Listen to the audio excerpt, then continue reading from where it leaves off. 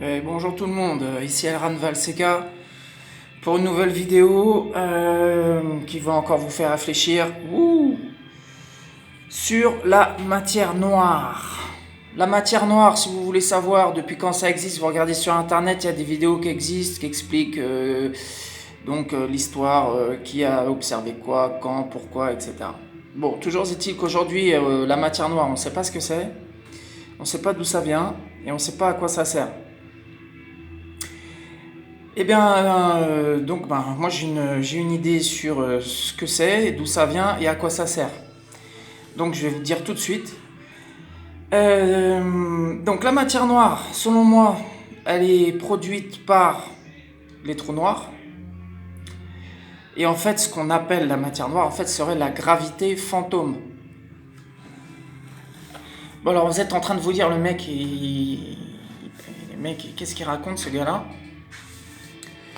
Ouais, mais comme tout est logique, donc il faut bien imaginer que en fait, l'idée de la gravité fantôme, elle m'est pas venue en me disant ouais, tiens, je vais regarder, je vais voir c'est quoi la matière noire. Ouais, ça doit être un truc comme ça. Non. Ça m'est venu parce que j'ai réfléchi sur la décohérence en mécanique quantique. Donc, en mécanique quantique, une fois je me suis intéressé au principe de la décohérence, je ne savais pas ce que c'était. Donc, j'ai appris que la décohérence, il y a quelques années, j'ai appris ça il y a quelques années, la décohérence, c'est le moment où la particule quantique, elle va passer dans un stade classique, c'est-à-dire où elle va perdre son caractère quantique, donc c'est irréversible. Et ce passage-là fait rentrer la particule dans le monde, ce qui permet de réaliser le monde comme on le connaît, voilà, comme on le connaît quand on observe autour de nous, qui n'est pas un monde quantique, un monde qu'on dit classique. Voilà. Et justement, la décohérence précise qu'en contact avec un élément extérieur, la particule change son état et pouf, elle bascule dans un nouvel état. Et donc j'ai eu une intuition sur ce que pouvait être. Non, d'abord j'ai pas eu cette intuition, j'ai eu cette intuition après. Donc je me suis dit en fait que la particule, elle avait elle acquiert un seuil de masse. Voilà, c'est ça en fait qui m'est arrivé. La première intuition que j'ai eue, c'est un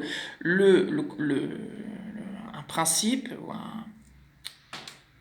une idée sur ce contact de la particule quantique avec un élément extérieur qui font qu'on appelle la décohérence quantique. Pour moi, ça implique la notion d'un seuil de masse. C'est-à-dire que la particule quantique, elle atteint un seuil de masse en contact avec une particule extérieure, avec un élément extérieur.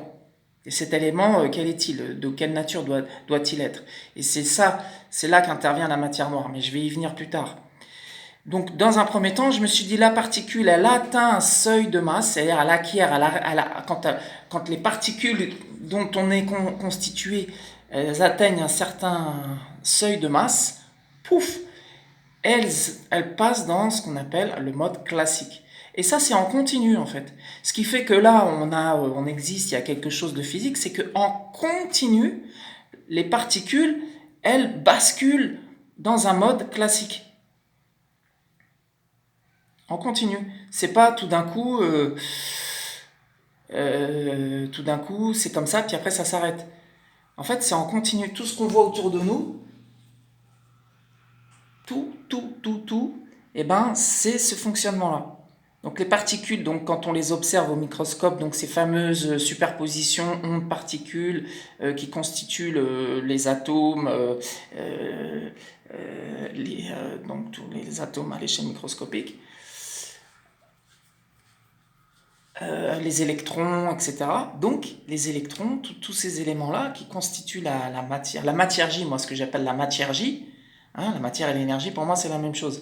Et en fait, il y a un processus qui fait que continuellement, quand cette matière J, elle est en contact avec un autre élément, elle permet ça, le physique. Donc, elle permet en continu l'existence du monde comme on le connaît. Et ça, c'est un processus qui s'arrête jamais. Mais le processus existe. Voilà. Donc, je suis parti donc de la décohérence. Je me suis dit, tiens, la décohérence, paf, ça m'a fait penser, mais oui, mais donc s'il y a un élément extérieur qui fait que la particule quantique, elle bouge, elle change d'état, donc c'est qu'il y a un seuil de masse qui est atteint. Et donc, du coup, la gravité apparaît à ce moment-là. Parce qu'il n'y a pas de gravité en mécanique quantique. Donc, tout est logique. Jusque-là, tout est logique. Donc, et après, du coup, je me suis dit, bon, alors, il y a quelque chose, ce truc extérieur, là, c'est quoi? Et ben, c'est là que je me suis dit, il doit y avoir, en fait, un truc que j'ai appelé la gravité fantôme, puisque c'est bien quelque chose qui fait qu'à un moment donné, il y a un seuil de masse qui est atteint, et ce seuil de masse qui est atteint permet la gravité classique, puisqu'on est bien soumis à une force. Cette force que nous, les humains, appelons la gravité. Donc je me suis dit, ce truc extérieur, ça doit être quelque chose en lien avec la gravité. Donc je l'ai appelé gravité fantôme. Voilà. Après, j'ai eu une deuxième intuition. Je me suis dit que ce seuil de masse atteint par la particule quantique en contact avec un élément extérieur que je nomme gravité fantôme, ce seuil de masse-là, je me suis dit, a priori, il doit être inversement proportionnel au seuil d'effondrement d'une étoile sur elle-même. Puisque justement, ce qui est intéressant de voir, c'est que les étoiles, quand elles atteignent un seuil de masse, un certain seuil de masse critique, elles s'effondrent sur elles-mêmes et elles créent ce qu'on appelle, ce que les humains ont appelé un trou noir. Un trou noir qui donc est un nouvel objet dont aujourd'hui on ne connaît pas la fonction. On ne sait pas à quoi sert un trou noir. On sait que le trou noir va attirer tout autour de lui, dont la lumière, etc. On sait d'ailleurs, d'après les travaux de Stephen Hawking, que le trou noir émettrait du rayonnement, donc il émettrait quelque chose, il produirait quelque chose, tout en perdant de la masse. Ça, je me suis rappelé de ça dernièrement en regardant une vidéo Science étonnante, et puis du coup, ça m'a fait donc me dire, parce que jusqu'à présent, la gravité fantôme, je ne savais pas d'où elle venait. Je m'étais dit, qui produit la gravité fantôme? Je me suis dit, c'est peut-être les collisions de galaxies ou les explosions de supernovas. Et puis, en ayant vu des vidéos sur la matière noire il y a plusieurs mois de ça, je me suis dit, parce qu'on sait pas, on ne connaît pas l'origine de la matière noire, premièrement, et on ne connaît pas sa fonction, on ne sait pas à quoi ça sert. On sait qu'il y en a partout. Là, aujourd'hui, il y a de la matière noire partout ici.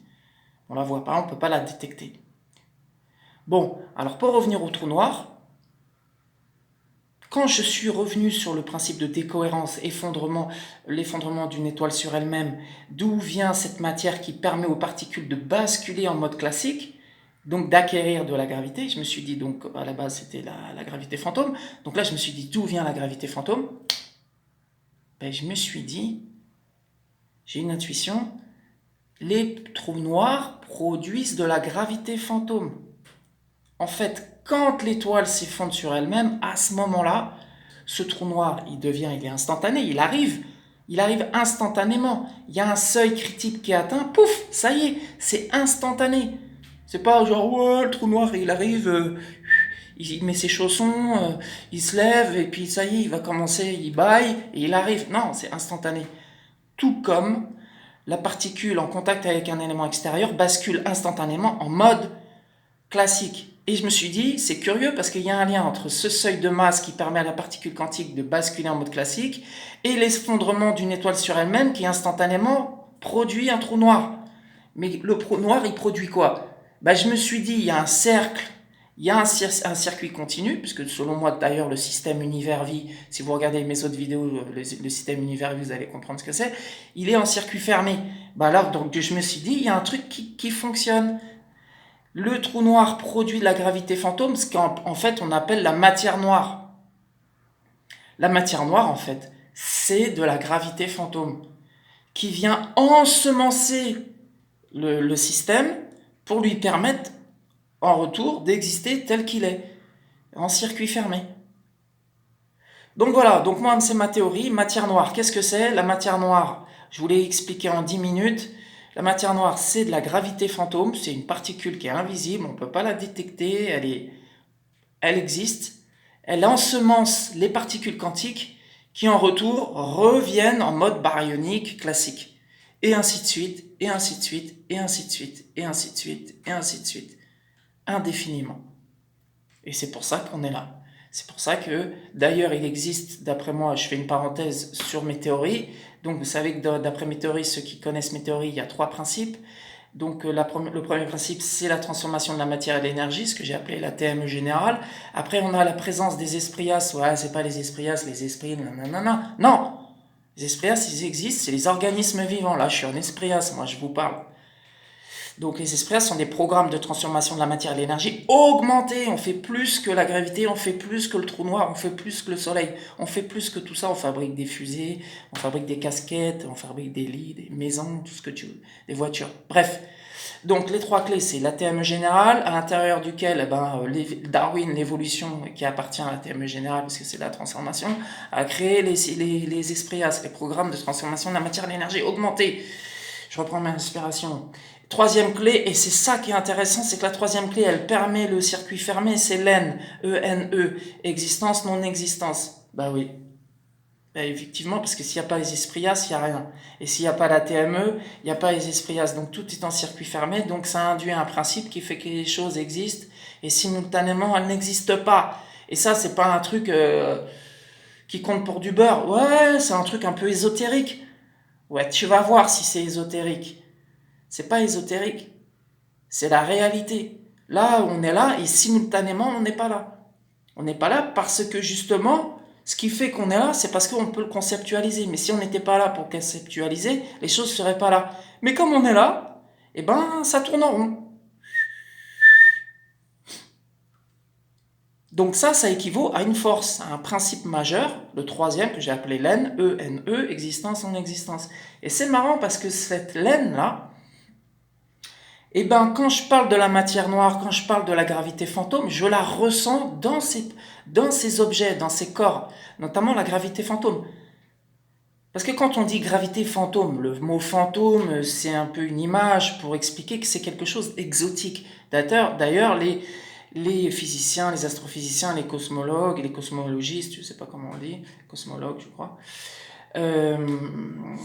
utilisent des termes quand ils ne comprennent pas. Donc ils ont par exemple exotique, ils connaissent pas, ils savent pas ce que c'est. Donc moi, mon terme pour exprimer ce que c'est la matière noire, c'est gravité fantôme. Sauf que j'ai mis un point, un doigt sur ce que c'était. C'est produit par la matière noire, ça sert à ensemencer les particules quantiques pour qu'en retour, ça permette de faire fonctionner le système comme on l'a aujourd'hui. Donc j'ai répondu aux 3 questions que j'ai posées en introduction. Je vois pas ce que ça peut être d'autre. Donc, si vous êtes mathématicien, astrophysicien, vous êtes spécialiste en sciences dures, j'aimerais avoir votre point de vue, premièrement. Deuxièmement, si vous pensez que c'est intéressant, j'aimerais savoir si vous pouvez plancher sur ça et qu'on puisse travailler en collaboration. Voilà, sur mon blog elranvalseka.com, j'ai fait un schéma avec comment ça pourrait se présenter. Voilà, donc voilà, ma vidéo sur la matière noire, qu'est-ce que la matière noire, est terminée. À bientôt.